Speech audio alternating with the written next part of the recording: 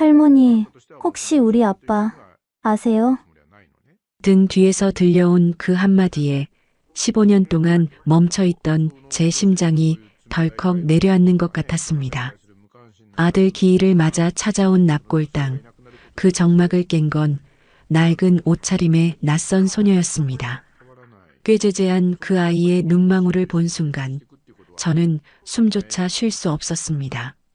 죽은 내 아들 선우의 눈매를 저 아이가 너무나도 빼닮아 있었기 때문입니다.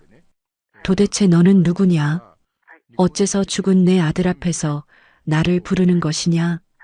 이바구 시작 전에 구독과 좋아요 부탁드리며 끝까지 함께 해주세요. 시간을 조금만 거슬러 올라가 보렵니다. 사람들은 저를 윤 회장이라고 부릅니다. 대한민국에서 네로라 하는 기업을 이끄는 철의 여인. 손가락 하나만 까딱해도 수백 명이 머리를 조아리는 자리. 네, 남들이 보기엔 제가 다 가진 사람처럼 보이겠지요. 하지만 그건 껍데기에 불과합니다. 서울 평창동, 그 으리으리한 대저택은 제게 무덤이나 다름없습니다. 오늘 아침에도 저는 혼자 눈을 떴습니다. 텅 빈 식탁에 앉아 가정부가 차려준 진수성찬을 모래알처럼 씹어 삼켰습니다. 숟가락이 그릇에 부딪히는 달그락 소리가 어찌나 크게 들리던지 그 소리가 제 텅 빈 가슴을 긁어대는 것만 같아 수저를 내려놓고 말았습니다. 오늘은 제 아들 선우가 떠난 지 딱 15년이 되는 날입니다. 그날도 오늘처럼 바람이 찼습니다. 제 욕심이었습니다. 그저 남부럽지 않게 키우겠다고, 더 좋은 혼처를 구하겠다고 아들을 다그쳤던 그날, 아들은 빗길 운전 중에 다시는 돌아올 수 없는 곳으로 가버렸습니다. 남편을 먼저 보내고 유일하게 남은 피부치였는데 그 아이마저 앞세운 죄 많은 어미가 바로 접니다. 회장님, 기사 대기시켰습니다. 같이 모실까요? 박 여사가 조심스럽게 물었지만 저는 고개를 저었습니다. 내 새끼 보러 가는 길입니다. 남의 손 빌리고 싶지 않습니다. 검은색 코트 깃을 여미며 저는 지팡이를 집어들었습니다. 늙고 병든 몸이지만 이 다리로 걸어서 가야 그나마 속죄가 될 것 같아서요. 납골당은 서늘했습니다. 대리석 바닥에 닿는 지팡이 소리가 유난히 날카롭게 울렸습니다. 수많은 영정 사진들 사이를 지나 익숙한 자리 앞에 섰습니다. 유리창 너머 15년 전 그 모습 그대로 환하게 웃고 있는 내 아들 선우. 차가운 유리에 손을 대보지만 온기는 느껴지지 않습니다. 나쁜 놈. 어미는 아직도 이렇게 숨이 붙어 있는데 넌 거기가 그렇게 좋더냐? 대답 없는 사진을 보며 혼잣말을 뱉어봅니다. 가슴 깊은 곳에서 뜨거운 것이 울컥 치밀어 오릅니다. 돈이 다 무슨 소용입니까? 명예가 다 무슨 소용입니까? 내 새끼 따뜻한 밥 한 끼 지어 먹일 수 없는 이 처지가 거지가 아니고 무엇입니까? 주르륵 주름진 볼을 타고 눈물이 흘러내렸습니다. 체면도 있고 회장이라는 직함도 있고 그저 자식 잃은 어미가 되어 바닥에 주저앉아 통곡하고 싶었습니다. 너라도 있었으면, 너라도 곁에 있었으면. 제 입에서 나오는 건 15년째 똑같은 레퍼토리의 한탄뿐입니다. 그때였습니다. 또각, 또각. 제 울음소리 사이로 누군가의 발소리가 섞여 들렸습니다. 처음엔 관리인인가 싶어 황급히 눈물을 훔치고 매무새를 가다듬었습니다. 남들에게 약한 모습 보이기 싫은 지겨운 자존심 때문이었지요. 그런데 다가온 인기척은 어른의 것이 아니었습니다. 슬그머니 고개를 돌려보니 웬 여자아이 하나가 서 있었습니다. 한겨울인데도 얇디 얇은 점퍼 하나를 걸치고 운동화는 어디서 주워 신었는지 뒤축이 다 달아 있었습니다. 헝클어진 머리카락 사이로 보이는 얼굴은 찬바람에 텄는지 불구죽죽했습니다. 나이로 치면 14살이나 되었을까요? 길을 잃었나? 납골당에 아이 혼자 올 리는 없고 부모를 따라왔다 놓친 모양이라 생각했습니다. 평소 같았으면 비서에게 일러 돌려보냈을 테지만 오늘따라 그 아이의 초라한 행색이 마음에 걸렸습니다. 제 아들이 살아있었다면 저만 한 자식이 있었을지도 모른다는 부질없는 생각이 스쳤기 때문일 겁니다. 저는 짐짓 근엄한 목소리로 물으려 했습니다. 아가, 부모님은 어디 계시냐? 하지만 제 입이 떨어지기도 전에 아이가 먼저 입을 열었습니다. 할머니, 그 목소리가 어찌나 맑고 또랑또랑하던지 서늘한 납골당 공기가 파르르 떨리는 듯 했습니다. 아이는 겁도 없이 제 곁으로, 아니 정확히는 제 아들 선우의 영정사진 앞으로 바짝 다가왔습니다. 그러고는 유리에 코가 닿을 듯 가까이 대고 사진 속 아들을 뚫어지라 쳐다보는 것이었습니다. 무례하다고 호통을 칠 수도 있었습니다. 감히 누구 앞을 가리느냐고 화를 낼 수도 있었습니다. 하지만 저는 그럴 수 없었습니다. 아이가 유리창에 손을 얹는 그 순간 제 눈에 들어온 아이의 손목이 너무나 가냘팠기 때문입니다. 그리고 그 손목 끝에 낡은 실반지 하나가 걸려 있는 것이 보였습니다. 제 시선이 그 반지에 머문 줄도 모르고 아이는 고개를 돌려 저를 빤히 올려다보았습니다. 가까이서 본 아이의 눈. 순간 머리를 한 대 얻어맞은 것처럼 눈앞이 아찔해졌습니다. 쌍꺼풀 없이 길게 찢어진 눈매. 웃을 때면 반달처럼 휘어지던 제가 세상에서 가장 사랑했던 남자, 제 아들 선우의 눈과 너무나도 똑같았기 때문입니다. 세상에 닮은 사람은 많다지만 이건 아닙니다. 저 눈빛, 저 분위기, 제 뱃속으로 낳은 어미가 모를 리 없습니다. 심장이 미친 듯이 요동치기 시작했습니다. 지팡이를 쥔 손이 부들부들 떨려왔습니다. 너, 말문이 막혀 뻐끔거리는 제게 아이가 다시 한번 쐐기를 박듯 물었습니다. 할머니, 우리 아빠 아세요? 쿵. 바닥이 꺼지는 것 같았습니다. 우리 아빠라니. 15년 전 결혼도 하지 않고 죽은 내 아들에게 숨겨둔 자식이라도 있었다는 말입니까? 아니면 돈 냄새를 맡고 찾아온 사기꾼들의 질 나쁜 장난입니까? 수만 가지 생각이 머릿속을 헤집어 놓는 와중에도 제 눈은 아이의 얼굴에서 떼어지지 않았습니다. 본능이 소리치고 있었기 때문입니다. 이 아이는 남이 아니다. 아가, 지금 뭐라고 했니? 아빠라니. 저 사진 속 사람이 내 아빠란 말이냐? 제 목소리가 형편없이 갈라져 나왔습니다. 아이는 대답 대신 품속에서 꼬깃꼬깃 접힌 종이 한 장을 꺼내 들었습니다. 손때가 묻어 반질반질해진 그 종이를 펴는 아이의 손이 미세하게 떨리고 있었습니다. 그 아이의 떨림이 제 가슴으로 고스란히 전해져 왔습니다. 이 아이가 펼쳐 보일 저 종이 안에 제 남은 인생을 송두리째 뒤흔들 진실이 담겨 있을 것만 같은 예감이 들었습니다. 저는 마른 침을 삼키며 아이의 손끝을 주시했습니다. 아이는 떨리는 손으로 기어이 그 종이를 펴보였습니다. 4번이나 접혀 있던 탓에 십자 모양으로 허옇게 자국이 난 낡은 이나지. 색이 바래 누렇게 뜬 그 사진 속에는 두 남녀가 환하게 웃고 있었습니다. 아, 제 입에서 짐승의 신음 같은 소리가 터져 나왔습니다. 틀림없었습니다. 사진 속 남자는 제 아들 선우였습니다. 그런데 저는 그 얼굴이 낯설었습니다.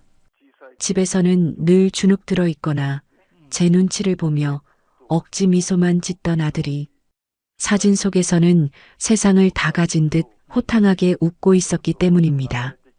그 옆에 수줍게 팔짱을 낀 여자는 처음 보는 얼굴이었습니다. 수수하지만 선한 인상, 그리고 무엇보다 눈에 띈 것은 두 사람이 함께 배에 손을 얹고 있는 모습이었습니다. 임신이었습니다. 아, 이 미련한 놈아, 이 못난 놈아. 15년 전 사고가 나기 며칠 전이었을 겁니다. 선우가 제 서재 문을 두드리고 들어와 쭈뼛거리던 날이 떠올랐습니다. 어머니, 드릴 말씀이 있어요. 저 만나는 사람이. 그때 저는 뭐라고 했습니까? 쓸데없는 소리 말거라. 그룹 합병이 코앞이다. 내가 정신을 딴 데 팔 때냐? 제 손으로 아들의 입을 막았습니다. 제 욕심이 아들의 고백을 묵살했습니다. 그렇게 아들은 뱃속에 아이와 여자를 숨긴 채 차마 어미에게 말을 못하고 끙끙 앓다가 그 차가운 빗길 속으로 떠나버린 것입니다. 엄마가 그랬어요. 이게 아빠랑 마지막으로 찍은 사진이라고. 아이의 목소리가 귓가에 우문거렸습니다. 저는 떨리는 손을 뻗어 아이의 얼굴을 감싸쥐었습니다. 거칠거칠한 피부, 찬바람에 튼 뺨의 감촉이 손바닥에 생생하게 전해졌습니다. 다시 보니 눈만 닮은 게 아니었습니다. 고집스럽게 담은 인매도, 웃을 때 살짝 패이는 보조개도 제 아들 선우가 어릴 적 거울을 보듯 똑같았습니다. 어찌 몰랐을까요? 피는 물보다 진하다는데 제 핏줄을 눈앞에 두고도 남인 줄 알았다니요. 내 이름이 뭐냐? 민서요. 서민서, 민서, 민서. 선우가 생전에 딸을 낳으면 짓고 싶다던 이름이었습니다. 백성민의 새벽서, 세상을 밝게 비추는 사람이 되라며 지나가는 말로 했던 그 이름을 아이가 간직하고 있었습니다. 그 순간 제 다리에서 힘이 쭉 빠져나갔습니다. 지팡이를 놓치고 저는 차가운 대리석 바닥에 무릎을 꿇고 말았습니다. 아이고, 내 새끼, 아이고. 체면이고 뭐고 따질 겨를이 없었습니다. 가슴속에 맺혀있던 15년 묵은 응어리가 터져나왔습니다. 납골당이 떠나가라 통곡을 했습니다. 아들 영정 앞에서 그 아들이 남긴 핏덩이를 붙잡고 짐승처럼 울부짖었습니다. 내가 죽일년이다. 내가 너를 죽이고 내 처자식을 거리로 내몰았구나. 이 금쪽 같은 아이가 낡은 옷을 입고 거리를 헤맬 때 나는 따뜻한 밥을 먹고 비단 이불을 덮고 잤구나. 할머니, 왜 우세요? 어디 아프세요? 아이는 영문을 몰라 당황하면서도 고사리 같은 손으로 제 등을 쓸어내렸습니다. 그 작은 손의 온기가 두꺼운 코트를 뚫고 등줄기로 퍼져나가는데 그게 또 그렇게 아플 수가 없었습니다. 저는 와락 아이를 껴안았습니다. 쉰내 나는 점퍼 냄새가 났지만 그조차도 아들의 살냄새 같아 놓을 수가 없었습니다. 아니다. 아파서 우는 게 아니야. 좋아서 그런다. 너무 미안해서 그런다. 한참을 그렇게 바닥에 주저앉아 있었습니다. 얼마나 지났을까 멀리서 저를 찾는 박 여사의 목소리가 들렸습니다. 회장님, 아니 회장님, 바닥에 앉아서 뭐 하시는 겁니까? 놀란 박 여사가 허둥지둥 달려왔습니다. 그녀의 시선이 제 품에 안긴 꾀재재한 아이에게 꽂혔습니다. 박 여사의 눈살이 찌푸려지는 게 보였습니다. 평소 같으면 잡상인 취급을 하며 쫓아냈겠지요. 하지만 저는 눈물을 닦으며 천천히 일어났습니다. 그리고 아이의 손을 꽉 잡았습니다. 이 손은 죽어도 놓지 않으리라 다짐하면서요. 박 여사, 차 대기시켜. 네, 예, 차는 입구에 있습니다만. 이 아이는 내 손녀다. 박 여사의 눈이 휘둥그레졌습니다. 입을 딱 벌리고 아무 말도 못하는 그녀를 향해 저는 다시 한번 또렷하게 말했습니다. 내 아들 선우가 남긴 내 유일한 핏줄이라고. 그러니 깍듯이 모셔. 제 섯을 퍼런 눈빛에 박 여사는 황급히 고개를 숙였습니다. 저는 민서의 어깨를 감싸 안고 납골당을 나섰습니다.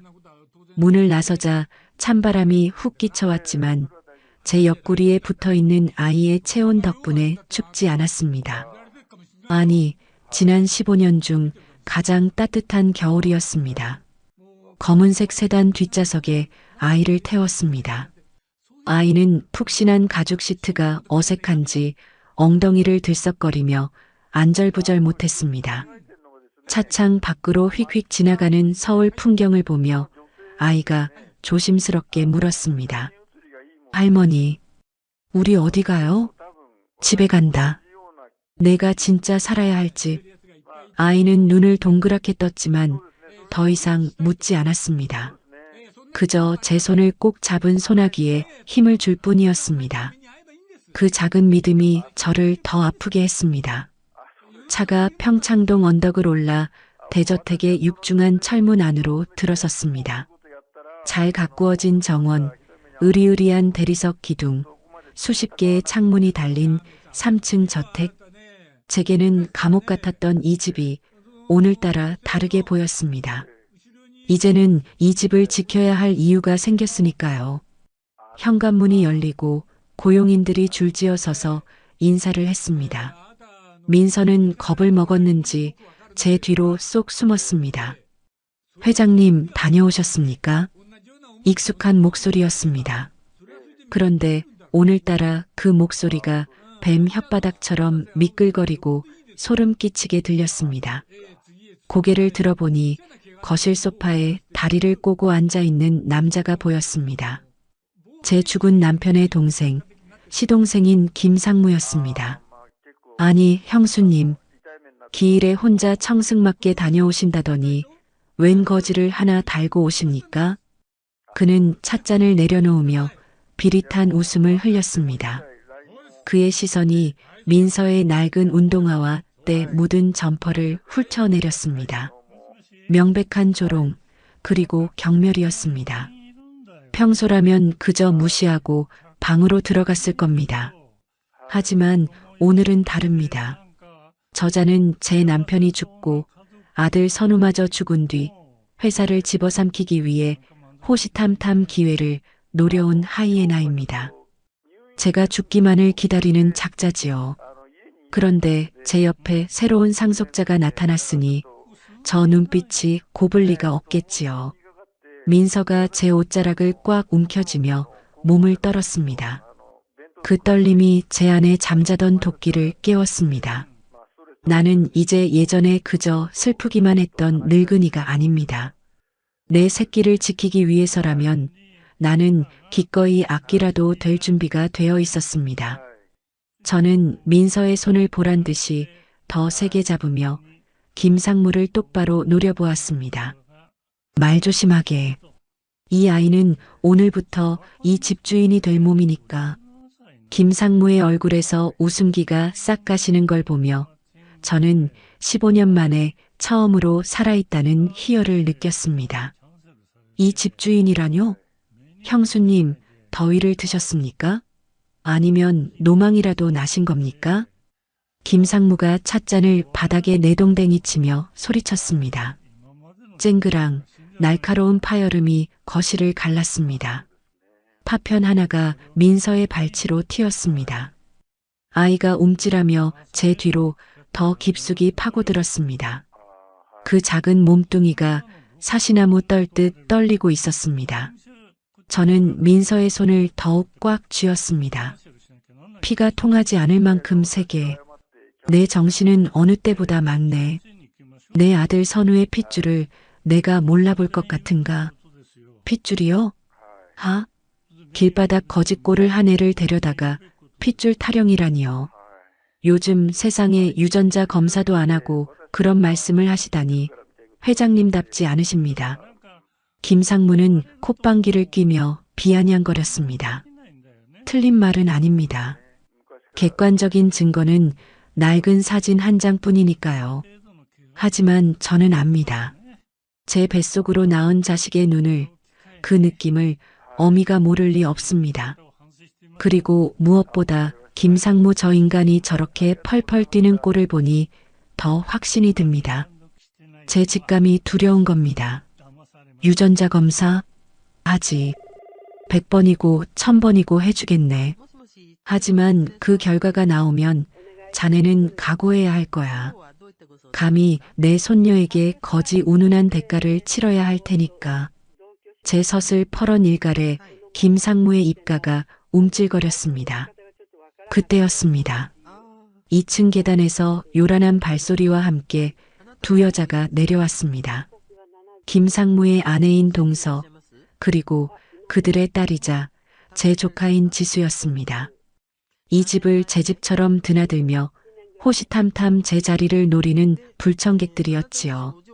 어머, 형님, 이게 다 무슨 소란이에요? 오셨으면 말씀을 하시지. 동서는 호들갑을 떨며 내려오다 제 옆에 붙어있는 민서를 보고 멈칫했습니다. 그녀의 눈이 민서의 머리부터 발끝까지를 훑어내리는데 제 1초도 걸리지 않았습니다. 스캔이 끝난 그녀의 입꼬리가 비릿하게 올라갔습니다. 어머나, 얘는 뭐예요? 어디서 식모아이라도 데려오셨어요? 꼴이 이게 뭐야, 냄새나게. 동서는 코를 막는 신용을 하며 부채질을 해댔습니다. 그 옆에 있던 지수도 거들었습니다. 큰어머니, 노블레스 오블리주도 좋지만 이런 애를 집안에 들이시면 곤란하죠. 병균이라도 옮으면 어떡해요? 기가 찼습니다. 이것들이 내 앞에서 내 새끼를 두고 저런 막말을 쏟아내다니. 지난 15년 외롭다는 핑계로 저들의 알랑방귀를 받아준 제 탓입니다. 제가 호랑이인 줄 모르고 이빨 빠진 고양이 취급을 하고 있었던 겁니다.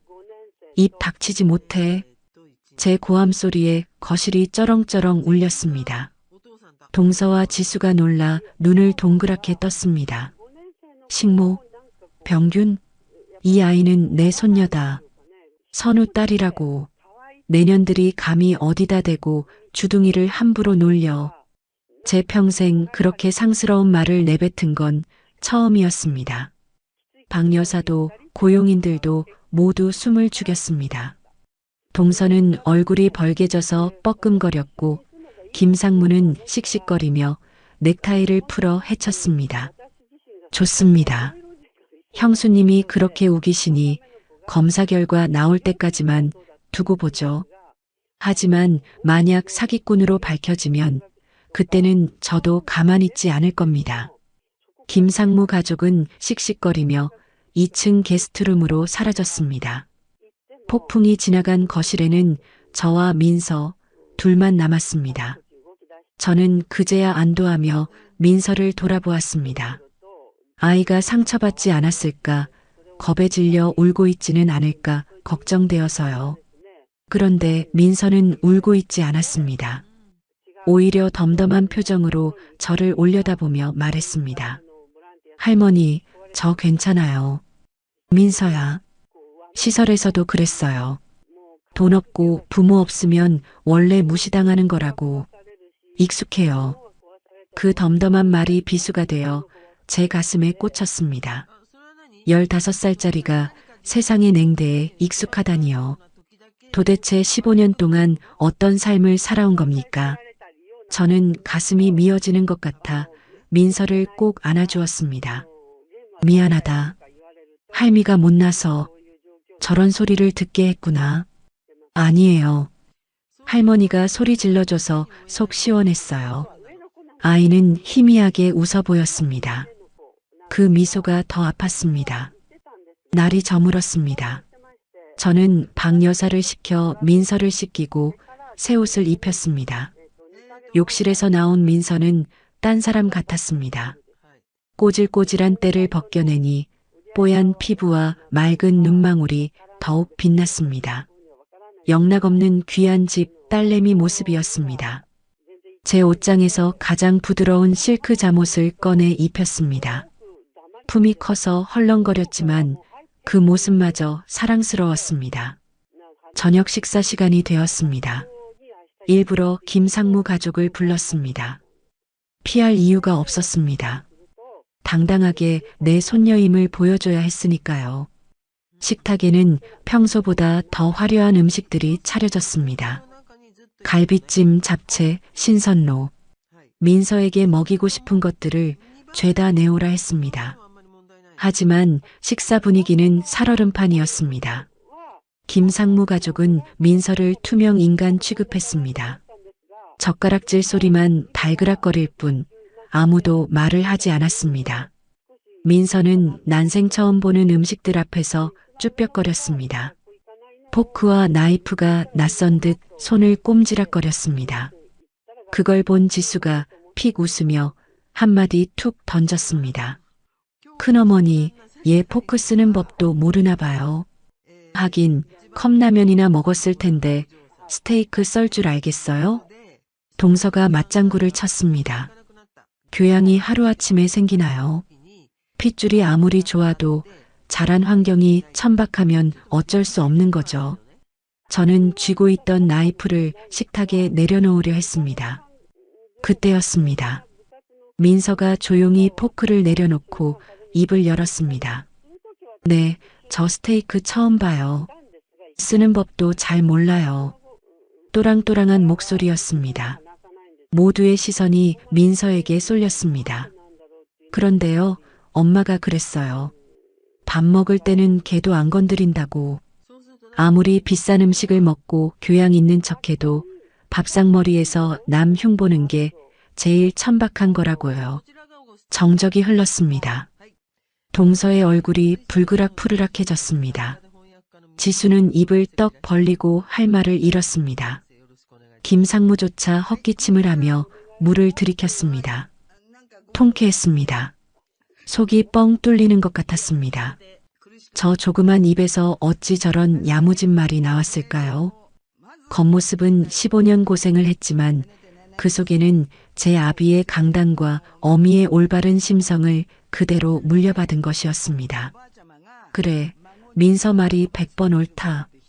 밥상머리 교육을 다시 받아야 할 사람들은 너희들이로구나. 저는 웃음을 참으며 민서의 접시에 고기 한 점을 올려주었습니다. 김상무 가족은 밥맛이 떨어졌다며 숟가락을 놓고 일어섰습니다. 쫓기듯 나가는 그들의 뒷모습을 보며 민서가 저를 보고 씩 웃었습니다. 그 눈웃음, 아, 선우가 장난칠 때 짓던 그 표정이었습니다. 그날 밤 저는 민서를 제 침대 옆에 재웠습니다. 낯선 방, 낯선 침대일 텐데 민서는 금세 잠이 들었습니다. 고단했겠지요. 긴장도 풀렸을 거고요. 잠든 아이의 머리카락을 쓸어 넘겨주었습니다.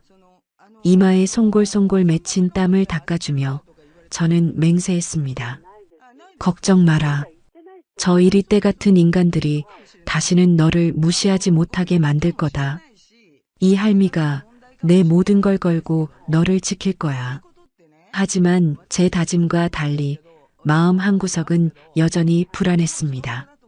김상무는 독사 같은 인간입니다. 오늘 당한 망신을 절대 잊지 않을 겁니다. 분명 뒤에서 무슨 짓을 꾸밀 게 뻔합니다.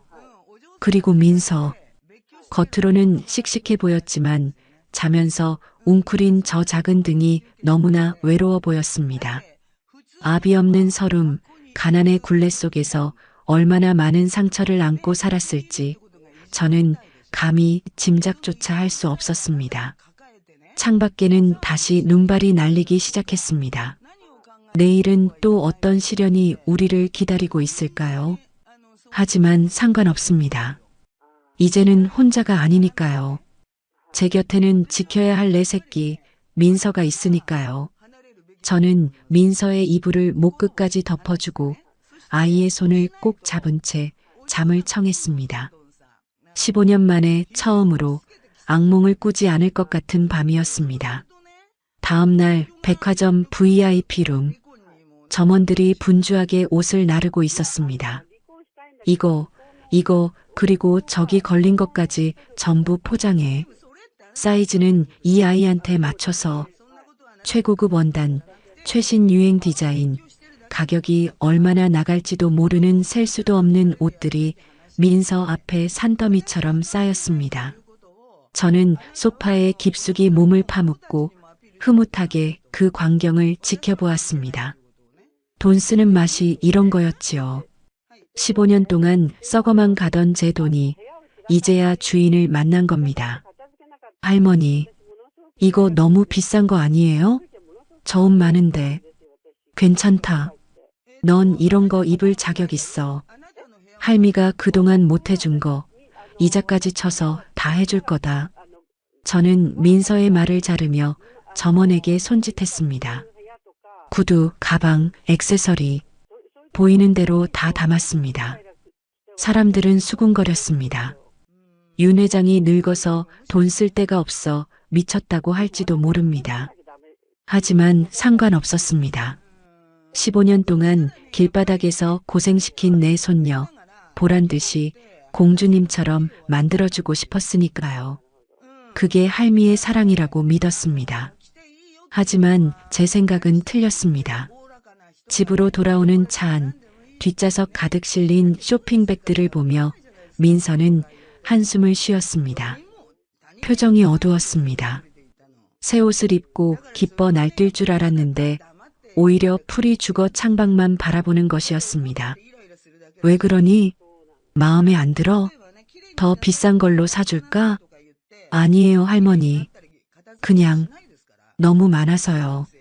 저 이거 다 필요 없는데.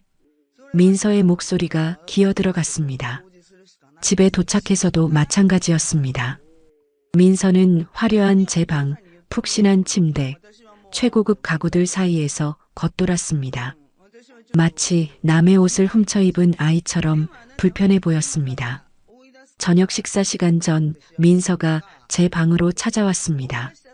손에는 백화점에서 산 화려한 쇼핑백이 아닌 꼬깃꼬깃한 검은 비닐봉지가 들려 있었습니다. 할머니, 이거. 민서가 수줍게 내민 봉지 속에는 시장에서 파는 두꺼운 털 양말 한 켤레가 들어 있었습니다. 꽃무늬가 그려진 촌스럽기 짝이 없는 3,000원짜리 양말이었습니다. 이게 뭐냐? 아까 백화점 가는 길에 창밖으로 시장이 보이길래 차 세워달라고 해서 샀어요. 할머니 다리가 불편해 보이셔서. 겨울엔 이게 따뜻하거든요. 엄마도 살아계실 때 제가 이거 사드리면 제일 좋아하셨어요. 망치로 머리를 얻어맞은 기분이었습니다. 저는 수천만 원짜리 명품을 안겨주며 생색을 냈는데 이 아이는 고작 3,000원짜리 양말로 제 마음을 녹이고 있었습니다. 민서는 제게 돈을 바란 게 아니었습니다. 할머니를 바랐던 겁니다. 그 순간 15년 전의 기억이 파노라마처럼 스쳐 지나갔습니다. 아들 선우에게도 저는 그랬습니다. 엄마, 나 이번 생일에는 그냥 가족끼리 밥 먹고 싶어. 무슨 소리냐? 호텔 예약해놨다. 내 친구들, 거래처 사람들 다 불렀어. 넌 내 아들이야. 그 정도 격식은 차려야지. 아들의 소박한 바람을 저는 매번 묵살했습니다. 비싼 시계, 좋은 차, 화려한 파티, 제가 주는 것이 최고라고 믿으며 강요했습니다. 정작 아들이 원했던 건 따뜻한 밥상머리에서 나누는 다정한 눈맞춤이었는데 말이죠. 아, 내가 또 똑같은 짓을 하고 있었구나. 가슴이 미어질 듯 아파왔습니다. 15년이나 지나서야 늙은 어미는 깨달았습니다. 사랑은 돈으로 바르는 게 아니라 마음으로 보듬는 것이라는 거요. 저는 떨리는 손으로 민서가 준 양말을 받아들었습니다. 까슬까슬한 촉감이 손끝에 닿았습니다. 그 어떤 명품 실크보다 부드럽게 느껴졌습니다. 고맙다. 고맙다, 민서야. 내 평생 받은 선물 중에 제일 값진 거다. 제 눈에서 픽 눈물이 돌았습니다. 민서가 환하게 웃었습니다. 백화점에서 그 많은 선물을 받을 때도 보여주지 않았던 진짜 웃음이었습니다. 박 여사, 오늘 저녁은 내가 한다. 네, 회장님께서요? 하지만 잔말 말고 비켜. 내 새끼 먹일 밥이야. 저는 앞치마를 둘렀습니다. 15년 동안 부엌 근처에도 가지 않았던 제가 쌀을 씻고 국을 끓였습니다. 서툰 칼질에 손을 벨 뻔하고 간을 맞추느라 몇 번이나 국물을 떠먹어야 했습니다. 하지만 마음만은 벅차올랐습니다. 따닥따닥 도마 소리가 넓은 주방을 채웠습니다. 보글보글 된장찌개 끓는 냄새가 집안 가득 퍼졌습니다. 그 구수한 냄새가 차갑게 얼어붙어 있던 저택의 공기를 녹이는 것 같았습니다. 1시간 뒤 식탁에는 소박한 밥상이 차려졌습니다. 된장찌개, 계란말이, 김치, 그리고 갓 지은 하얀 쌀밥. 화려한 호텔 요리에 비하면 초라하기 짝이 없었지만 김이 모락모락 나는 밥상 앞에는 온기가 감돌았습니다. 와, 할머니가 직접 하신 거예요? 그래, 맛은 없을지 모른다만 많이 먹어라. 민서는 숟가락을 들고 국물을 한 입 떠먹었습니다. 그리고는 눈을 동그랗게 뜨더니 말없이 밥을 푹푹 퍼먹기 시작했습니다. 볼이 미어 터지도록 밥을 밀어넣는 아이의 눈가가 촉촉해졌습니다. 맛있어요. 엄마가 해주던 맛 같아요. 그 한마디에 저도 울컥했습니다. 맞은편에 앉아 밥을 먹는 민서의 모습 위로 15년 전 아들 선우의 모습이 겹쳐 보였습니다. 엄마가 해준 밥이 제일 맛있어. 그렇게 말하며 웃던 아들을 제가 왜 그렇게 외롭게 보냈을까요? 왜 따뜻한 밥 한 끼 더 해주지 못했을까요? 많이 먹어라. 모자르면 더 줄 테니. 체하지 말고 꼭꼭 씹어 먹어. 저는 생선 가시를 발라 민서의 밥숟가락 위에 얹어주었습니다. 그 단순한 행동 하나가 백화점 쇼핑보다 더 큰 기쁨이라는 걸 왜 이제야 알았을까요? 식사를 마치고 민서와 나란히 소파에 앉아 과일을 깎았습니다. 텔레비전 소리, 과일 깎는 소리, 민서가 제잘거리는 소리, 정막 강산 같았던 대저택에 사람 사는 소리가 채워졌습니다. 하지만 이 평화가 얼마나 갈까요? 아까 김상무가 남기고 간 말이 가시처럼 마음에 걸렸습니다. 검사 결과 나올 때까지만 두고 보죠. 그는 분명 가만히 있지 않을 겁니다. 제 아들의 핏줄임을 증명해야 하지만 동시에 민서를 그들의 공격으로부터 지켜내야 합니다. 민서가 잠든 후 저는 서재로 들어갔습니다. 그리고 금고 깊숙한 곳에 보관해 두었던 서류 봉투 하나를 꺼냈습니다. 제 유언장이었습니다. 이제 수정해야 할 때가 왔습니다. 모든 재산을 사회에 환원하겠다던 내용을 내 손녀 서민서에게 상속한다는 내용으로 바꿔야 합니다. 그런데 펜을 든 손이 멈칫했습니다. 만약에 김상무 말대로 유전자 검사에서 문제가 생긴다면? 아닙니다. 그럴 리 없습니다. 제 직감이 틀릴 리 없습니다. 하지만 김상무는 없는 사실도 만들어내는 인간입니다. 민서의 머리카락 하나라도 훔쳐가서 조작할 위인이지요. 불안감이 엄습했습니다. 저는 서재 불을 끄지 못한 채 밤새 뒤척였습니다. 내일은 날이 밝는 대로 변호사를 불러야겠습니다. 그리고 민서와 함께 병원에 가서 확실한 증거를 만들어야겠지요. 어둠 속에서 민서가 선물한 털 양말을 만지작거렸습니다. 가스란 촉감이 제게 용기를 주었습니다. 그래, 선우야. 내 딸은 내가 지킨다. 저 하이에나들이 물어뜯지 못하게 이 어미가 튼튼한 울타리가 되어줄게. 창밖에는 매서운 바람이 불고 있었습니다. 하지만 제 방 안은 그리고 제 마음속은 그 어느 때보다 따뜻했습니다. 아침부터 집안 분위기가 심상치 않았습니다. 평소라면 코빼기도 안 비치던 김상무가 이른 아침부터 거실 소파를 차지하고 앉아 누군가와 은밀하게 통화를 하고 있었습니다. 그래, 확실해? 빚쟁이들이 들끓었다고? 좋아. 그 여자 과거가 아주 화려했구만. 제가 계단을 내려오자 그는 황급히 전화를 끊으며 징그러운 웃음을 지어 보였습니다. 화려한 과거라니. 불길한 단어가 귓가에 맴돌았습니다. 직감이 경고음을 울렸습니다. 저 인간이 민서의 뒤를 캐고 있구나. 형수님, 안녕히 주무셨습니까? 얼굴이 아주 좋아지셨네요. 역시 집에 젊은 피가 들어오니 활기가 돕니다. 비꼬는 말투였습니다. 저는 대꾸할 가치도 없다는 듯 그를 지나쳐 식탁으로 향했습니다. 민서는 이미 밥을 먹고 학교 갈 준비를 하고 있었습니다. 어제 제가 사준 옷 대신 교복을 단정하게 입은 모습이 퍽 대견스러웠습니다. 사실 학교 문제도 골치였습니다. 전학수속을 밟아야 하는데 서류상 아버지가 없으니 복잡한 게 한두 가지가 아니었지요. 하지만 제 힘으로 안 되는 게 어디 있겠습니까? 이사장에게 전화 한 통이면 끝날 일입니다. 민서야, 다녀오마. 할머니 말씀 잘 듣고. 네, 다녀오세요. 민서는 씩씩하게 인사하고 대문을 나섰습니다. 그 뒷모습을 보며 흐뭇해하던 찰나 김상무가 제 옆으로 슬그머니 다가와 귓속말을 흘렸습니다. 형수님, 너무 정주지 마세요.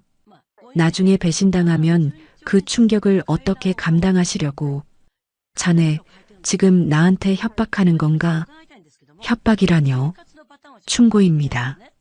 제가 알아본 바로는 저 아이 엄마, 그러니까 형수님이 며느리라고 철석같이 믿는 그 여자 빚이 아주 많더군요. 사채까지 썼다던데. 심장이 철렁했습니다. 사채라니. 가난한 줄은 알았지만 그 정도일 줄은 몰랐습니다.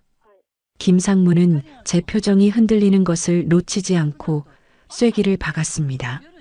생각해 보세요. 빚더미에 앉은 여자가 낳은 딸이 왜 하필 지금 나타났을까요? 15년이나 조용하다가 갑자기 냄새가 나지 않습니까? 돈 냄새 말입니다. 그의 말은 독처럼 퍼져나갔습니다. 아니라고 믿고 싶었습니다. 민서의 그 맑은 눈망울을 믿고 싶었습니다. 하지만 의심이라는 놈은 한번 싹 트면 걷잡을 수 없이 자라나는 법이지요. 만약 민서가 정말 돈 때문에 접근한 거라면, 만약 누군가가 시켜서 연기를 하는 거라면 머릿속이 복잡해졌습니다. 현기증이 일어 비틀거리자 박 여사가 부축했습니다. 회장님, 괜찮으세요? 나라, 내 방으로 가야겠다. 저는 도망치듯 서재로 들어왔습니다. 그리고 떨리는 손으로 진정제를 찾아 입에 털어 넣었습니다. 김상무의 말이 맞을 수도 있습니다. 세상에 믿을 놈 하나 없다는데 15년 만에 나타난 손녀를 덥석 믿은 제가 노망난 늙은이일지도 모릅니다. 하지만 어젯밤 그 따뜻했던 양말의 촉감은 거짓이 아니었습니다. 된장찌개를 먹으며 흘리던 그 눈물은 연기가 아니었습니다. 확인해야겠다. 내 눈으로 직접. 저는 아들 선우의 유품을 보관해둔 다락방으로 향했습니다. 15년 동안 먼지만 쌓여있던 상자들, 차마 가슴 아파 열어보지 못했던 아들의 흔적들. 민서가 정말 선우의 핏줄이라면 여기에 뭔가 단서가 있을 겁니다. 먼지 덮인 상자를 하나씩 열었습니다. 아들이 대학 때 입던 야구 점퍼, 낡은 전공 서적, 어릴 때 가지고 놀던 로봇 장난감, 물건 하나하나에 아들의 손때가 묻어 있어 만질 때마다 가슴이 저려왔습니다. 선우야, 제발 엄마한테 답을 다오. 저 아이가 내 딸이 맞니? 마지막 상자를 열었을 때였습니다. 낡은 다이어리 하나가 눈에 띄었습니다. 선우가 죽기 전 해에 썼던 것이었습니다. 떨리는 손으로 다이어리를 펼쳤습니다. 깨알같이 적힌 아들의 글씨체, 일정표 사이사이에 메모가 적혀 있었습니다. 3월 5일, 지연이랑 첫 데이트, 그녀가 웃는 게 참 예쁘다. 5월 12일, 어머니께 말씀드려야 하는데 용기가 나지 않는다. 8월 20일, 임신이다. 아빠가 된다니 믿기지 않는다. 지연이는 걱정하지만 난 행복하다. 눈물이 툭 다이어리 위로 떨어졌습니다. 지연이. 민서 엄마 이름이 지연이었구나. 아들은 행복해하고 있었습니다. 제가 그토록 반대할까봐 전전긍긍하면서도 한 여자와 뱃속의 아이를 사랑하고 있었습니다. 제 의심이 부끄러워졌습니다. 김상무의 이간질에 노란한 제가 한심스러웠습니다. 그런데 다이어리 맨 뒷장에 낯선 편지 봉투 하나가 끼워져 있었습니다. 풀로 붙여져 뜯지 않은 새 봉투. 겉에는 사랑하는 어머니께라고 적혀 있었습니다. 붙이지 못한 편지였습니다. 사고가 나기 직전 저에게 주려고 썼던 것이 분명했습니다. 심장이 미친 듯이 뛰었습니다. 조심스럽게 봉투를 뜯었습니다. 15년의 시간을 넘어 아들의 목소리가 들려오는 것 같았습니다. 어머니, 이 편지를 보실 때쯤이면 제가 용기를 냈겠지요. 저에게 사랑하는 사람이 생겼습니다. 그리고 지켜야 할 생명도 생겼습니다. 어머니가 실망하실 거 알아요. 부잣집 딸도 아니고 내세울 것 없는 여자지만 저한테는 세상 누구보다 소중한 사람입니다. 제발 허락해 주세요. 저 이 여자랑 우리 아이랑 행복하게 살고 싶어요. 그리고 어머니, 드릴 말씀이 하나 더 있어요.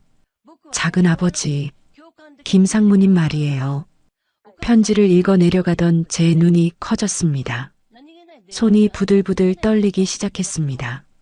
작은 아버지가 회사 자금을 횡령하고 있다는 걸 알게 됐습니다. 제가 이 사실을 알고 있다는 걸 눈치채시고는 저를 협박하고 계세요. 제 여자친구와 아이를 해치겠다고요. 만약 제가 입을 열면 그들을 가만두지 않겠다고 하셨습니다. 어머니, 무서워요. 저 때문에 그들이 다칠까봐 너무 무서워요.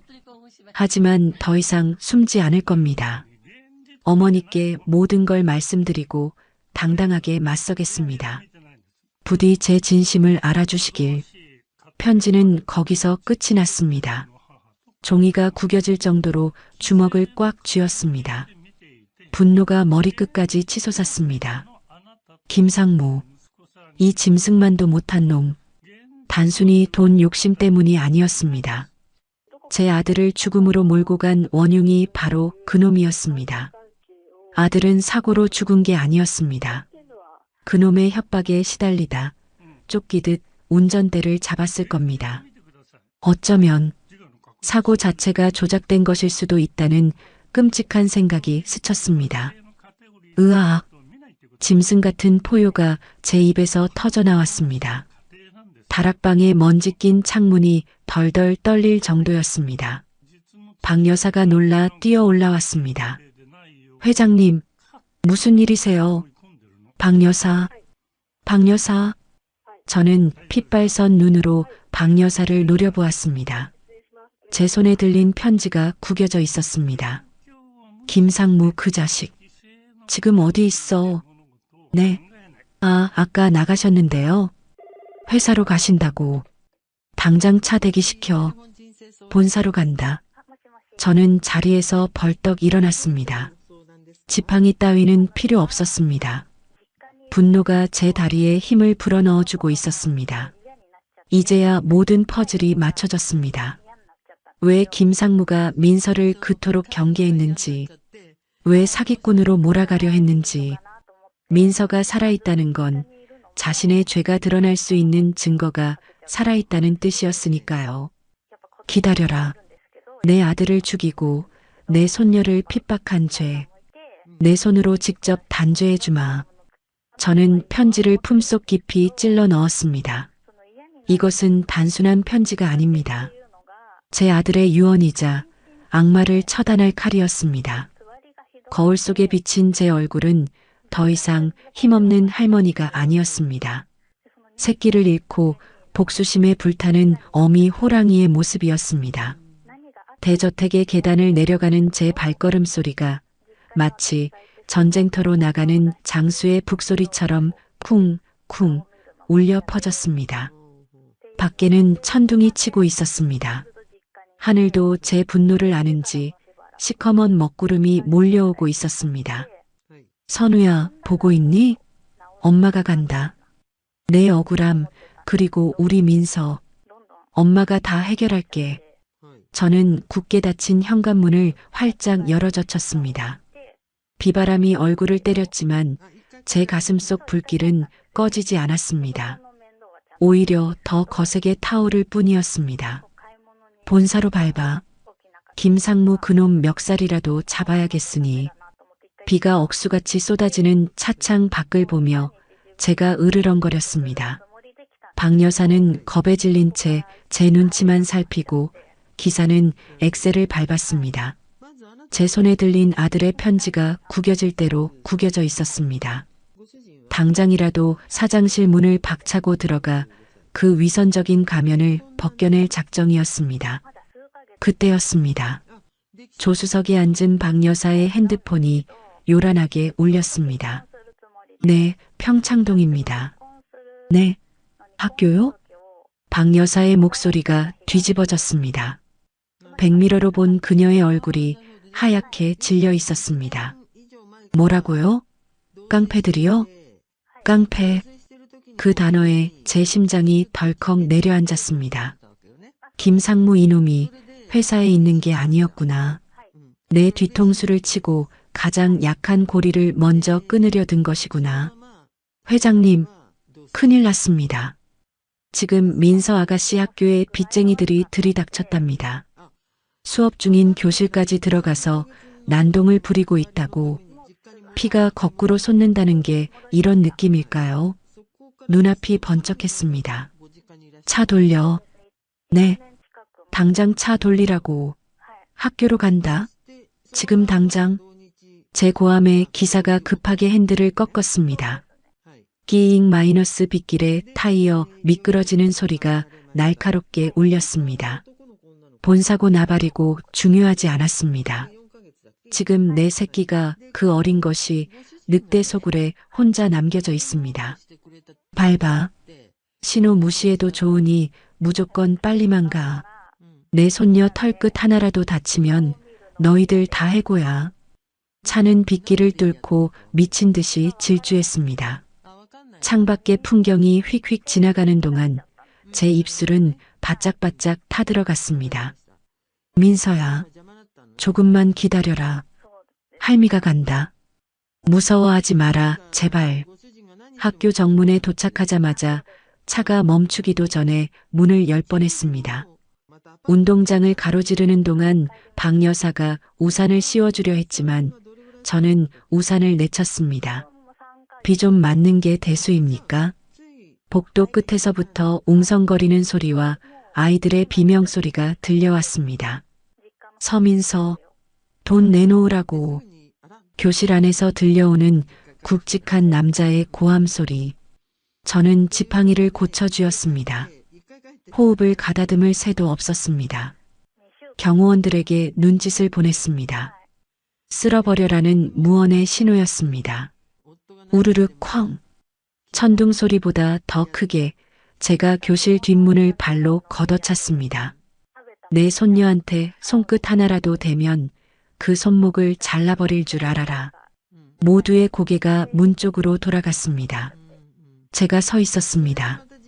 비에 젖은 코트 자락을 휘날리며 지팡이를 짚고 당당하게 교실 문턱을 넘었습니다.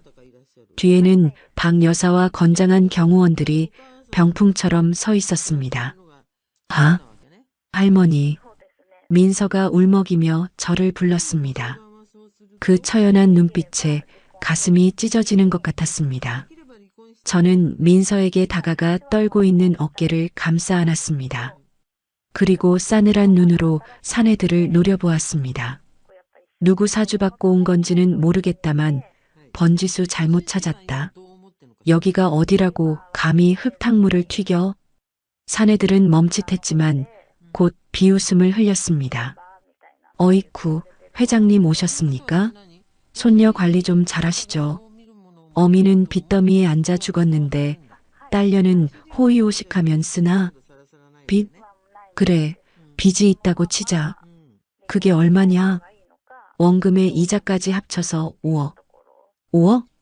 푼돈이구나. 저는 코웃음을 쳤습니다. 그리고 박 여사에게 손짓했습니다. 박 여사가 가방에서 수표책을 꺼내 제게 건넸습니다. 저는 망설임 없이 펜을 휘갈겼습니다. 그리고 수표 한 장을 뜯어 사내의 얼굴에 뿌렸습니다. 옛다 5억. 더 필요하면 말해. 내 손녀 눈에서 눈물 나게 한 값으로 10억쯤 더 줄 수도 있으니까. 종이 한 장이 사내의 뺨을 때리고 바닥에 떨어졌습니다. 교실 안이 찬물을 끼얹은 듯 조용해졌습니다. 사내들은 당황해서 서로의 얼굴만 쳐다보았습니다. 돈을 받으러 온 게 목적이 아니었으니까요. 그들의 목적은 민서를 망신 주고 저와 민서 사이를 갈라놓는 것이었을 테니까요. 왜? 돈 줬는데 안 가고? 아, 혹시 돈 말고 다른 걸 원하나? 저는 품속에서 꼬깃꼬깃한 편지 한 통을 꺼내 들었습니다. 아침에 다락방에서 찾은 아들 선우의 유서와도 같은 그 편지였습니다. 이걸 보여주면 되나? 니들 뒷배가 누군지 내가 모를 줄 알았어? 그때였습니다. 복도 창문 너머로 누군가 황급히 몸을 숨기는 것이 보였습니다. 김상무였습니다. 학교 이사장과 통화하는 척하며 상황을 지켜보고 있었던 겁니다. 저는 그쪽을 향해 소리쳤습니다. 숨지 말고 나와. 김상무, 자네가 시킨 짓이잖아. 제 호통에 김상무가 쭈뼛거리며 모습을 드러냈습니다. 그의 얼굴은 사색이 되어 있었습니다. 형수님, 오해십니다. 저는 그저 민서 양이 걱정돼서. 걱정? 내 아들 선우를 협박해서 죽음으로 몰고 간 놈이 이제는 그 딸까지 잡으려고 해? 죽음 협박이라는 단어에 김상무의 눈동자가 흔들렸습니다. 학생들과 선생님도 경악하며 입을 틀어막았습니다. 무슨 말씀을 하시는 겁니까? 증거 있습니까? 증거, 여기 있다, 이놈아. 저는 편지를 흔들어 보였습니다. 선우가 죽기 전에 쓴 편지다. 자네가 횡령 사실을 들키자 내 아들을 협박했다고, 내 며느리와 뱃속의 아이를 해치겠다고 위협해서 선우가 입도 뻥긋 못하게 만들었다고. 여기 다 적혀 있어. 김상무는 다리에 힘이 풀린 듯 휘청거렸습니다. 사내들도 상황이 불리하게 돌아가는 걸 눈치채고 슬금슬금 뒷걸음질 쳤습니다. 하지만 어림없습니다. 제 신호에 맞춰 경호원들이 사내들을 제압했습니다. 순식간에 교실은 아수라장이 되었습니다. 저는 민서를 품에 더 꽉 안았습니다. 민서는 제 품에서 엉엉 소리내어 울음을 터뜨렸습니다. 15년 동안 참아왔던 서름, 아빠를 잃은 슬픔, 그리고 억울함이 한꺼번에 터져 나온 것이겠지요. 울지 마라, 민서야. 할미가 다 해결했다. 이제 아무도 너 못 건드려. 저는 민서의 등을 토닥이며 김상무를 노려보았습니다. 박 여사, 경찰 불러. 그리고 변호인단 소집해. 업무상 횡령, 협박, 그리고 살인 교사 혐의까지. 내가 걸 수 있는 건 모조리 다 걸어서 저놈 콩밥 먹일 거야. 형수님, 제발 한 번만 봐주세요. 제가 잘못했습니다. 김상무가 무릎을 꿇고 빌었습니다. 꼴사납게 바짓가랑이를 붙잡고 늘어졌습니다. 하지만 제 마음은 이미 싸늘하게 식어 있었습니다. 용서, 그건 사람이 할 수 있는 겁니다. 제 아들을 죽이고 손녀까지 짓밟으려 한 짐승에게 베풀 자비 따위는 없습니다. 내 아들 살려내면 용서해주지. 못하겠으면 썩 꺼져. 제 일갈에 경호원들이 김상무를 끌어냈습니다. 형수님, 형수님. 그의 비명소리가 복도 끝으로 멀어져 갔습니다. 교실 안에는 다시 정적이 흘렀습니다. 하지만 아까와는 다른 공기였습니다. 아이들의 눈빛이 달라져 있었습니다. 경멸과 조롱이 아닌 동경과 놀라움이 담긴 눈빛들. 그제야 긴장이 풀린 저는 다리가 후들거렸습니다. 하지만 민서가 저를 꽉 붙잡아 주었습니다. 할머니, 괜찮으세요? 그럼 괜찮고 말고 우리 민서 지키는 일인데 이 할미가 천하장사가 안 되고 백이겠냐? 우리는 서로를 마주보고 웃었습니다. 눈물 범벅이 된 얼굴들이었지만 그 어느 때보다 환한 미소였습니다. 학교를 나오는 길, 비는 그쳐 있었습니다. 구름 사이로 햇살이 한 줄기 비추고 있었습니다. 마치 하늘에 있는 선우가 우리를 보고 웃어주는 것 같았습니다. 저는 하늘을 올려다보며 속으로 말했습니다. 맞지, 선우야? 엄마가 해냈다. 이제 우리 민서 꽃길만 걷게 해줄게. 집으로 돌아오는 차 안에서 민서는 제 어깨에 기대 잠이 들었습니다. 그 평온한 얼굴을 보며 생각했습니다. 이제 진짜 시작이라고. 악연을 끊어냈으니 이제는 행복한 인연을 만들어갈 차례라고요. 오늘 저녁에는 뭘 해먹일까? 민서가 좋아하는 계란말이를 또 해줘야겠습니다. 이번에는 파도 송송 썰어 넣고 당근도 다져 넣어서 예쁘게 말아줘야겠습니다. 차창 밖으로 지나가는 풍경이 아름다워 보였습니다. 15년 만에 처음으로 세상이 살만해 보였습니다. 민서의 손을 잡은 제 손에 따뜻한 온기가 감돌았습니다. 이것이 행복이겠지요. 돈으로 살 수 없는 진짜 행복 말입니다. 세상은 발칵 뒤집혔습니다. 다음 날 모든 신문 일면과 뉴스 헤드라인은 제 아들 선우의 죽음과 김상무의 악행에 대한 기사로 도배되었습니다. 15년 만에 밝혀진 재벌 3세의 죽음, 진실은 숙부의 협박, 윤 회장, 숨겨진 손녀 찾아, 그룹 후계 구도 격변. 김상무는 경찰서 유치장에 갇혔고 회사에서는 긴급 이사회가 소집되었습니다. 언론은 벌떼처럼 대저택 앞으로 몰려들었지만 저는 커튼을 굳게 닫고 밖을 내다보지 않았습니다. 이제 남은 건 집안의 쓰레기들을 치우는 일이었습니다. 김상무의 아내와 딸, 동서와 조카 지수는 게스트룸에 틀어박혀 나오지 않고 있었습니다.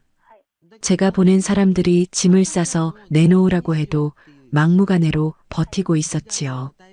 기가 찼습니다. 남편이 아버지가 그런 끔찍한 짓을 저질렀는데도 부끄러운 줄도 모르고 아직 이 집에 기생할 생각이란 말인가. 저는 민서의 손을 잡고 게스트룸 문을 열었습니다. 방 안은 난장판이었습니다. 동서는 침대에 드러누워 억울해서 못 나간다고 울부짖고 있었고 지수는 명품 가방들을 챙기느라 정신이 없었습니다. 형님, 어떻게 저희한테 이러실 수 있어요? 남편이 구속됐는데 집에서 나가라니요. 갈 데도 없단 말이에요. 갈 데가 왜 없어? 자네 친정 있잖아. 아니면 그동안 내 돈으로 사모은 부동산도 많을 텐데. 제 싸늘한 대꾸에 동서가 벌떡 일어났습니다. 이게 다 저애 때문이야. 저 여우 같은 게 들어와서 집안을 풍비박산으로 만들었어. 그녀가 손가락질한 곳은 제 뒤에 서 있는 민서였습니다. 저는 민서 앞을 가로막았습니다. 2번 다시 내 새끼가 저런 손가락질을 당하게 할 수는 없었습니다. 아직도 정신을 못 차렸구나. 내 남편은 내 아들을 죽음으로 몰고 간 살인자다. 그런데도 내 입에서 그런 소리가 나와? 넌 그 죄의 공범이야. 그동안 김상무가 회사에서 빼돌린 돈으로 온몸을 치장하고 다녔으니 모를 리가 없지. 증거 있어요? 저는 몰랐어요. 정말이에요. 곧 검찰에서 부를 테니 가서 말하게. 나는 더 이상 자네와 상종하고 싶지 않으니 10분 주지.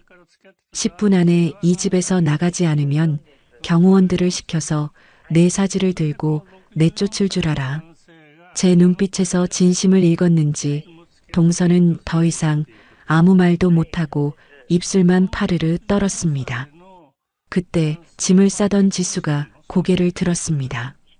얼굴은 눈물 범벅이었지만 그 눈빛은 엄마와 달랐습니다. 엄마, 그만해요. 우리가 잘못했어요. 지수야, 너까지 왜 이래? 아빠가 그런 짓을 한 건 맞잖아요. 큰어머니 말씀이 다 맞아요. 우리 벌 받아야 해요. 지수는 들고 있던 명품 가방을 바닥에 내려놓았습니다.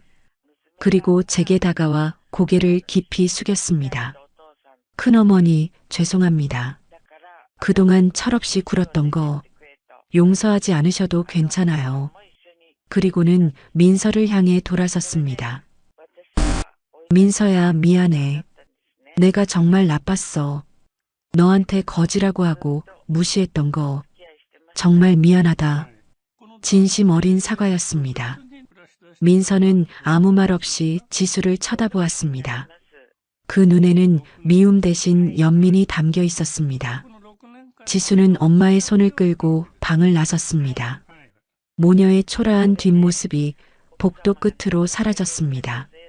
마지막 남은 인간성이라도 보여준 것이 그나마 다행이라면 다행일까요? 오후가 되자 집안의 모든 고용인들을 거실로 불러 모았습니다. 그리고 민서의 손을 잡고 그들 앞에 섰습니다. 모두 들으시오. 이 아이는 내 유일한 핏줄이자 우리 그룹의 유일한 상속자가 될 서민서 양이다. 오늘부로 나에 대한 예우와 똑같이 민서 양을 모시도록. 혹여라도 민서 양을 험담하거나 무시하는 자는 내 손으로 직접 이 집에서 내쫓을 것이다. 고용인들이 일제히 고개를 숙였습니다. 명심하겠습니다, 회장님. 그들의 대답을 들으며 저는 민서의 어깨를 꽉 쥐었습니다. 아직 어린아이에게 너무 무거운 짐을 지우는 건 아닌지 마음이 아팠지만 어쩔 수 없었습니다. 민서가 이 집에서, 이 세상에서 살아남기 위해선 꼭 필요한 과정이었으니까요. 저녁에는 변호사가 찾아왔습니다. 새로 작성한 유언장에 사인을 하고 공증 절차를 마쳤습니다. 나의 모든 재산은 손녀 서민서에게 상속한다. 이 한 줄을 쓰기 위해 저는 15년이라는 긴 시간을 돌아온 것입니다. 모든 것이 제자리를 찾아가는 것 같았습니다. 하지만 제 마음 한구석은 여전히 편치 않았습니다. 제가 민서에게 물려주는 것이 과연 돈과 명예뿐일까요? 어쩌면 남들의 시기와 질투, 그리고 거대한 그룹을 이끌어야 한다는 외로움까지 함께 물려주는 것은 아닐까요? 그날 밤 민서와 나란히 침대에 누웠습니다. 민서야, 할미가 오늘 한 일들 너무 무서웠지? 아니요. 할머니가 제 옆에 계셔서 하나도 안 무서웠어요. 아이는 제 품으로 파고들었습니다. 할머니, 응? 저 회장 안 하면 안 돼요? 뭐?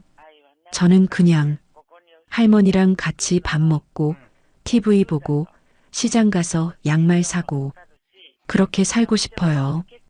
돈 많이 없어도 돼요. 그 순수한 말에 가슴이 저려왔습니다. 제가 아이에게 지운 짐이 얼마나 버거운 것인지 다시 한번 깨닫게 되었습니다. 저는 민서의 머리를 쓰다듬으며 말했습니다. 그래, 그렇게 살자. 할미가 우리 민서 평생 지켜줄게. 내가 하고 싶은 거 하면서 살 수 있게 이 할미가 튼튼한 방패막이가 되어줄게. 약속한다. 아이는 제 품에서 새근새근 잠이 들었습니다. 저는 잠든 아이의 얼굴을 보며 조용히 다짐했습니다. 앞으로 민서를 가르칠 것이 많을 겁니다. 세상 물정도, 사람 보는 법도, 그리고 돈을 쓰는 법도, 지키는 법도 가르쳐야겠지요. 하지만 가장 먼저 가르쳐야 할 것은 돈보다 소중한 것이 있다는 사실일 겁니다. 15년 전 제가 아들에게 가르쳐주지 못했던 것, 바로 사랑이라는 것을요. 창밖을 보니 어느새 구름이 걷히고 휘영청 밝은 달이 떠 있었습니다. 달빛이 민서의 잠든 얼굴 위로 쏟아져 내렸습니다. 꼭 하늘에 있는 선우가 보내는 축복 같았습니다. 선우야, 이제 걱정 마라. 우리 민서는 이 어미가 잘 키워낼게. 아주 잘. 저는 민서를 껴안고 눈을 감았습니다. 15년간의 지독한 불면이 끝나는 밤이었습니다. 이제 저와 민서에게는 행복할 일만 남았으니까요. 봄이 왔습니다. 늘 회색빛이던 제 평창동 저택에도 개나리가 노랗게 피었습니다. 지난 15년 동안 꽃이 피는지 지는지도 모르고 살았던 제가 이제야 저 꽃들이 눈에 들어오네요. 아마 제 마음속에도 봄이 왔기 때문이겠지요. 박 여사는 요즘 저를 보며 회장님 얼굴에서 광이 난다며 주책을 떱니다. 그 깐깐하던 김 기사도 휘파람을 불며 세차를 하고요. 이 거대한 저택을 짓누르던 무거운 공기가 민서라는 아이 하나 덕분에 솜사탕처럼 가볍고 달콤하게 바뀌었습니다. 할머니, 빨리 오세요. 반죽 다 됐어요. 이거 부풀어 오르는 것 좀 보세요. 주방에서 민서의 목소리가 들려옵니다. 저는 서재책을 덮고 불이 나게 달려갔습니다. 예전 같으면 박 여사 시켜라 하고 말았을 테지만 지금은 다릅니다. 이 늙은이에게는 손녀와 함께하는 이 시간이 억만금보다 귀하니까요. 간다가, 아이고, 우리 민서가 벌써 반죽을 다 했어? 그럼요. 제가 누구 손녀인데요. 할머니, 오늘은 제가 호떡 만들어 드릴게요. 엄마한테 배운 비법이 있거든요. 주방은 이미 전쟁터였습니다. 식탁 위엔 밀가루가 눈처럼 흩뿌려져 있고 민서의 코끝에도 하얀 가루가 묻어 있었습니다. 저는 손을 뻗어 그 하얀 가루를 닦아주었습니다. 따뜻하고 보드라운 볼에 감촉. 볼이 통통하게 올랐습니다. 처음 봤을 때 뼈만 앙상하던 그 아이는 온데간데 없고 이제는 제법 티가 나는 귀한 집 아가씨가 되었습니다. 잘 먹이고 잘 입히고 마음 편하게 해주니 아이가 저렇게 꽃처럼 피어납니다. 그 모습을 보는 것만으로도 배가 부르다는 옛말 하나 틀린 거 없더군요. 비법이 뭐냐? 설탕을 많이 넣는 거? 에이, 아니죠. 반죽할 때 맛있어져라, 맛있어져라 주문을 외우는 거예요. 엄마가 그랬어요. 음식은 손맛이 아니라 마음맛이라고. 마음맛이라. 가슴이 뭉클해졌습니다. 지글지글 기름 두른 팬 위에서 호떡 굽는 냄새가 고소하게 퍼졌습니다. 우리는 식탁에 마주 앉아 각 구운 호떡을 호호 불어가며 먹었습니다. 꿀이 쭉 흘러나와 입천장이 데일 뻔했지만 그래도 웃음이 났습니다. 5성급 호텔 셰프가 만든 디저트보다 민서가 고사리 손으로 구워준 이 호떡이 100배는 더 달았습니다. 뜨거워라. 조심해서 먹어라, 민서야. 할머니도요. 아참, 할머니. 저 이번에 학교에서 상 받았어요. 상? 무슨 상? 글짓기 상이요. 주제가 가족이었는데 제가 쓴 게 최우수상이래요. 민서는 가방에서 상장을 꺼내 자랑스럽게 보여주었습니다. 금박이 박힌 상장이 반짝였습니다. 저는 상장을 받아들고 한참을 들여다보았습니다. 가족. 15년 전 제가 산산조각 냈던 그 단어를 민서가 다시 이어 붙여준 겁니다. 상장 밑에 민서가 쓴 글이 짧게 적혀 있었습니다. 나에게는 2명의 아버지가 있습니다. 나를 낳아주신 아버지, 그리고 아버지처럼 나를 지켜주시는 할머니. 비바람이 불어도 나를 감싸주는 큰 나무 같은 세상에서 가장 든든한 우리 할머니를 사랑합니다. 눈앞이 흐려져 글씨가 번져 보였습니다. 고작 호떡 하나 구워주고 밥 한 끼 해주는 게 다인데 이 아이는 저를 아버지처럼 큰 나무처럼 여겨주고 있었습니다. 제가 준 것보다 아이가 제게 주는 사랑이 훨씬 더 크고 깊었습니다.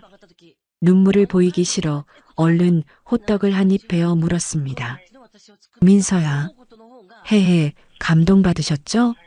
저 나중에 커서 작가 될 거예요. 그래서 할머니랑 아빠 이야기 책으로 쓸 거예요. 그래, 작가 좋지. 우리 민서는 글을 잘 쓰니까 훌륭한 작가가 될 거야. 할미가 1호 독자가 되어주마. 그리고 내가 쓰는 그 책의 결말은 무조건 해피엔딩이 되도록 이 할미가 만들어줄게. 우리는 새끼손가락을 걸고 도장을 찍었습니다. 오후에는 민서와 함께 납골당에 다녀왔습니다. 처음 민서를 만났던 그곳.